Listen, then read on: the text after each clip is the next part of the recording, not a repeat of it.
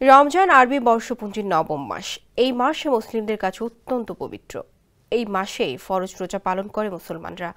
রমজান মাসে সূর্যোদয় থেকে সূর্যাস্ত পর্যন্ত পানাহার ও খারাপ কাজ থেকে বিরত থেকে রোজা পালন করা হয়।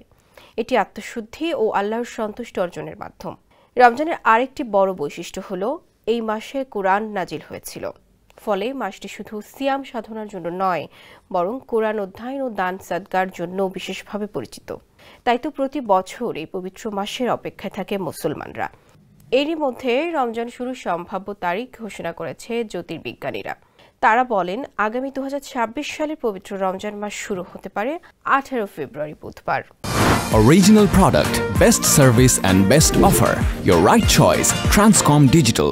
আমিরাতের জ্যোতির্বিজ্ঞান সংস্থা এক বিবৃতিতে জানিয়েছে, হিজরি 1447 সনে শাবান মাসের 29 তারিখ সূর্যাস্তের সময় চাঁদ দেখা যাওয়ার যথেষ্ট সম্ভাবনা রয়েছে।